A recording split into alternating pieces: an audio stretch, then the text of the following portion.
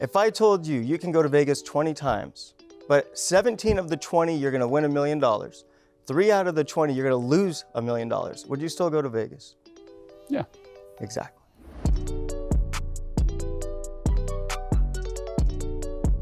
Today we're talking with HGTV personality, real estate investor, and author of Flip Your Life, Tarek El Moussa. So I want to start a side hustle.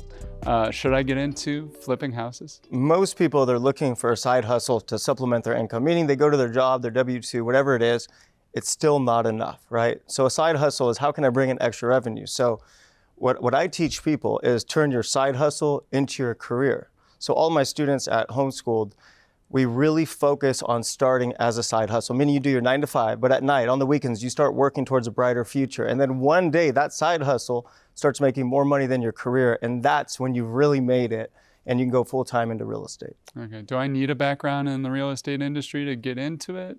Did you? No, you need absolutely nothing. And that's the biggest barrier to entry. Most people think they can't do it because they think it takes a license. It doesn't. They think it takes money. It doesn't even take money. You can raise money or you can wholesale real estate. So there's really nothing preventing someone from getting started. What's the most money you've made off flipping a house? On one house? Yeah. The most I've made on one house is over $1 million. Okay, so what'd you buy it at? What did it sell at? Oh, geez. I think I paid 1.4, and I think we put about 400 into it, and I think we sold it for about $3 million. So after selling costs, commissions, carrying costs, everything, still made a little over $1 million. Jesus Christ. Yeah, it was fun. It was a fun flip. You know, and we do 200 to 300 deals a year, so we do a lot of transactions. Something of that price level is like something that's achievable for you at this point, but you didn't start there, right? I mean, house flipping is very simple, okay?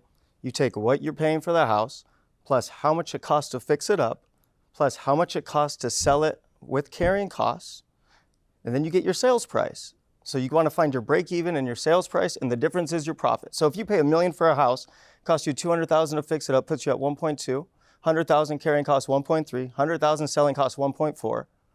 If you sell it for 1.4, how much money are you going to make? 0. So going into that deal, I would want to see an exit price of 1.7. So I know if I pay this price for the house and my break even is 1.4, I'm going to make a $300,000 profit. You've had a lot of successes, clearly. But what's the most amount of money you've lost on a house? And what would you do differently next time if you were in the same situation? Without the losses, you're not going to get the wins. And I say this all the time. My biggest mistake as a real estate investor was that I didn't lose enough money early on. Sounds crazy, right? Yeah. Here's why. If I was looking at 100 houses in 2015 and I passed on 90 of them because at the time the numbers weren't perfect, well, guess what? The market went like this. So if I would have bought all of those houses, they would have turned into home runs. So my biggest mistake early on in my career, I was too picky on the houses I was buying. Now, I'm still picky, of course, but you learn a lot of lessons along the way. But my biggest loss actually happened in 2022. It was the year that the interest rates doubled. I had bought a lot up in Laguna Beach, and the plan was to develop, build a house, and resell it or flip it.